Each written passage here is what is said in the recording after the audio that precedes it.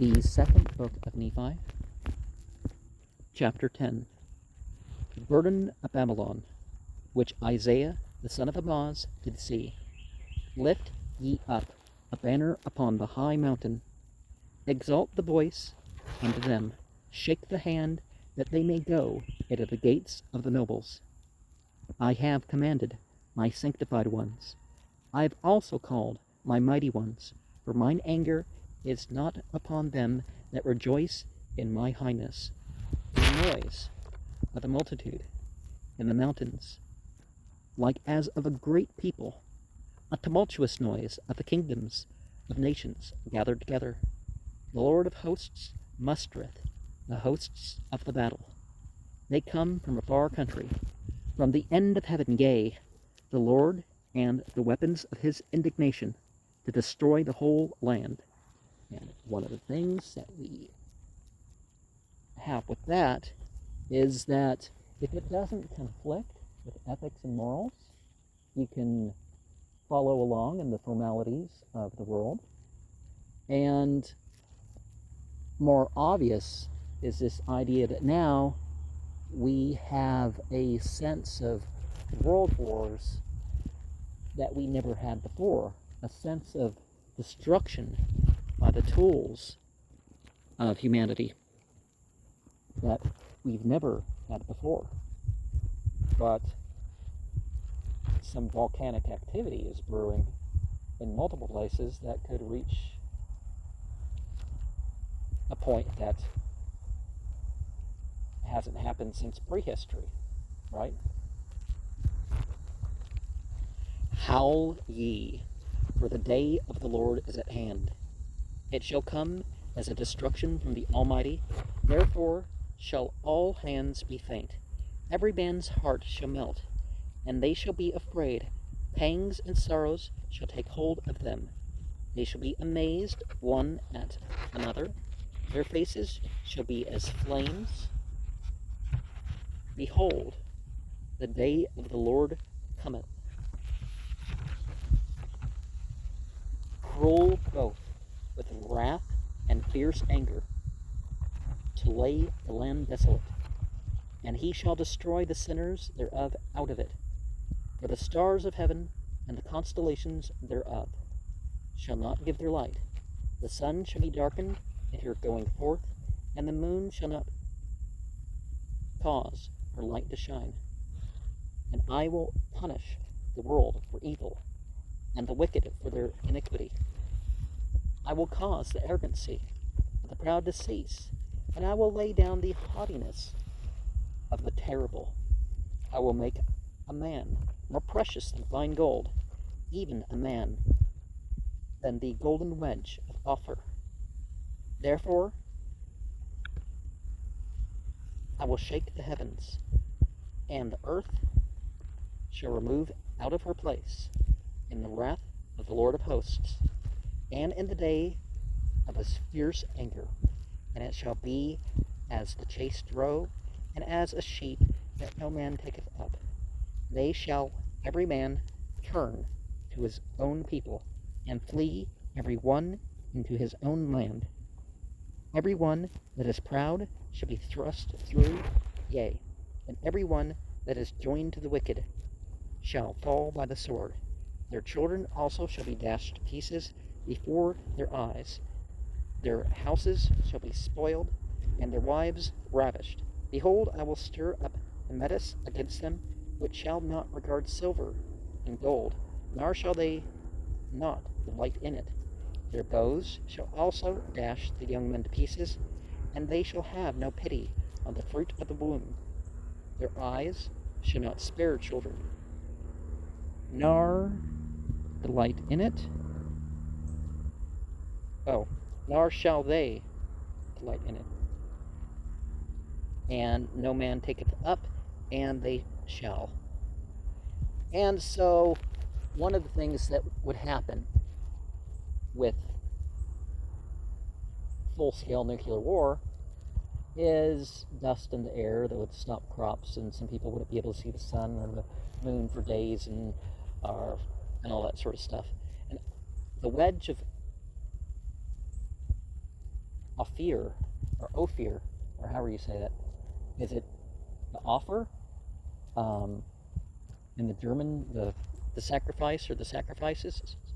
Um, and some of the grimoires, some people think that Goetia is like the howling of the spirits, and some people think it's making fun of the calls for prayer in traditional religious societies that decided not to opt for musical instruments.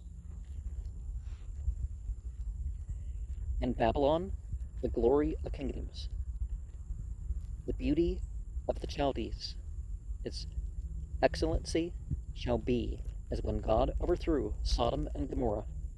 It shall never be inhabited, neither shall it be dwelt in from generation to generation, neither shall the Arabian pitch tent there, neither shall the shepherds make their fold there, but wild beasts of the desert shall lie there.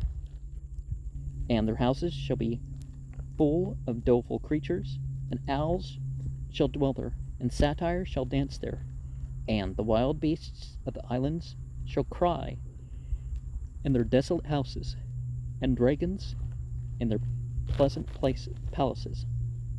And her time is near to come, and her day shall not be prolonged, for I will destroy her speedily, yea, for I will be merciful unto my people, but the wicked shall perish.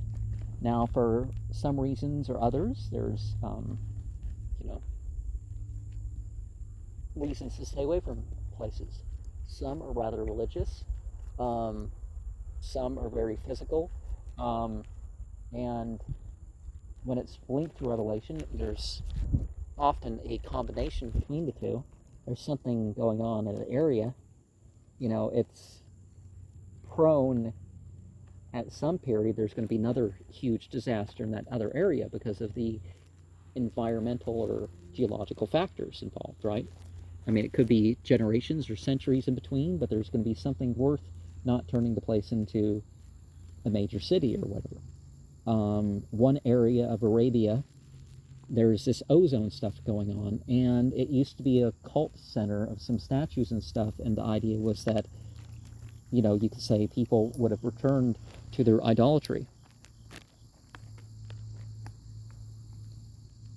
For the Lord will have mercy on Jacob, and will yet choose Israel, and set them in their own land, and the strangers shall be joined with them, and they shall cleave to the house of Jacob, and the people shall take them, and bring them to their place, yea, from far unto the ends of the earth, and they shall return to their lands of promise.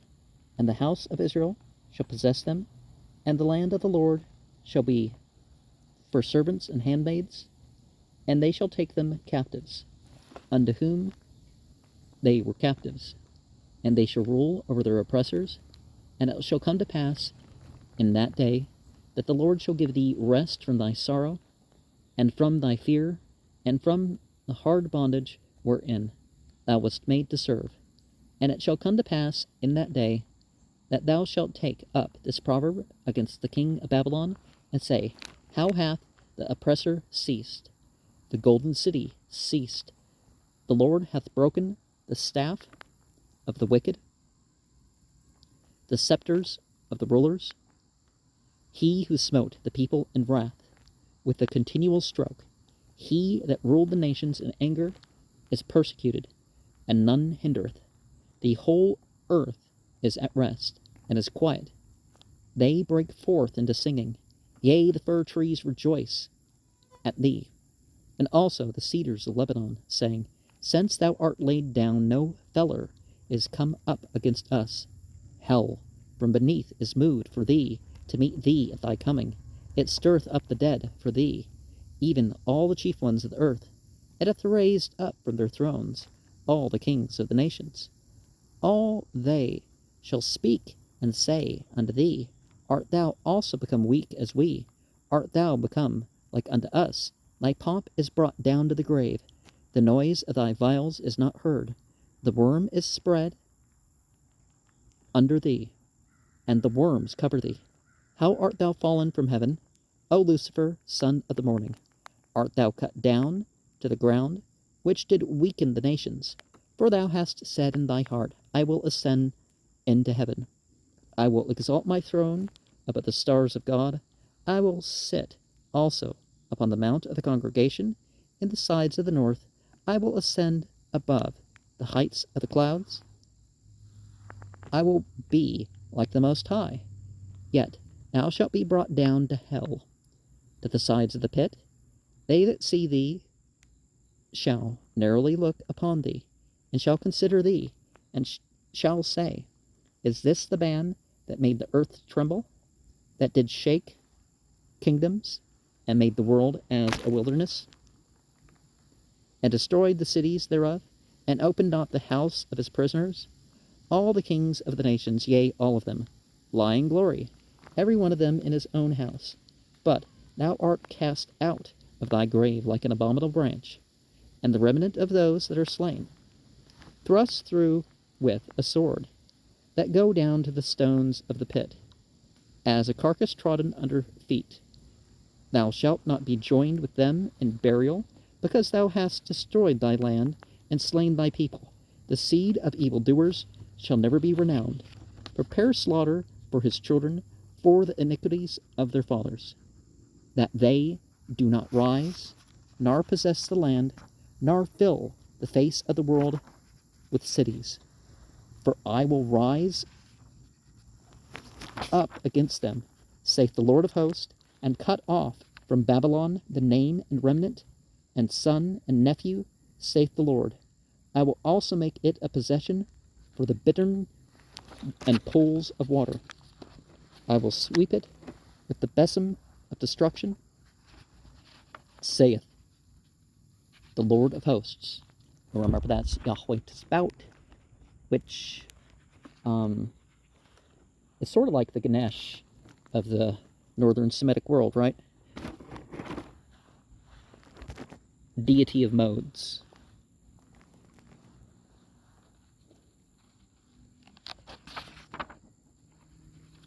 The Lord of hosts hath sworn, saying, Surely, as I have thought, so shall it come to pass, and as I have purposed, so shall it stand, that I will bring the Assyrian in my land, and upon my mountains tread him under foot.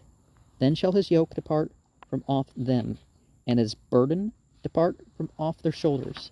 This is the purpose that is purposed upon the whole earth, and this is the hand that is stretched out upon all nations. For the Lord of hosts hath purposed, and who shall disannul? And his hand stretched out, and who shall turn it back?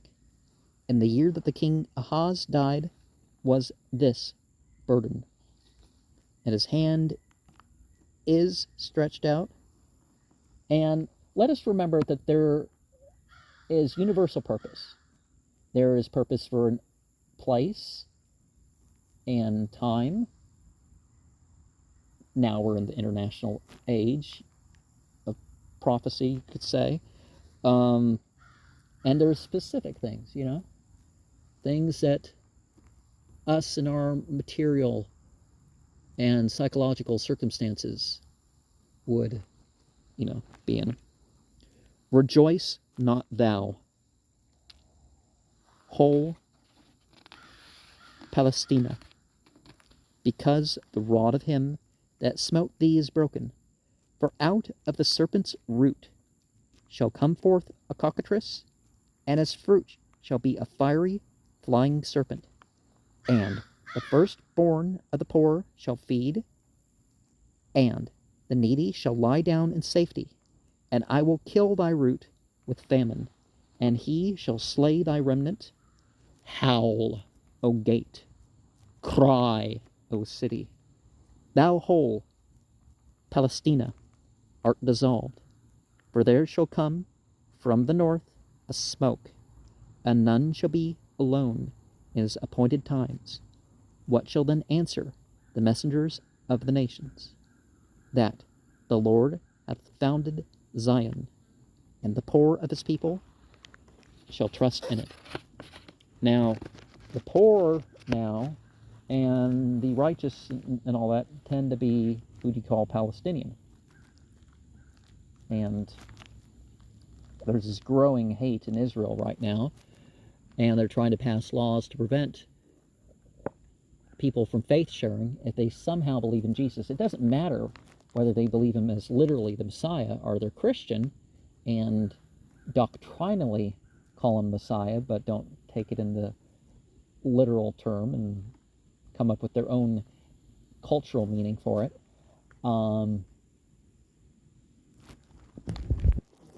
So there's a lot of persecution there, and so, but this smoke from the north. But elsewhere in the Bible, I mean, this is, Joseph Smith, Isaiah, right?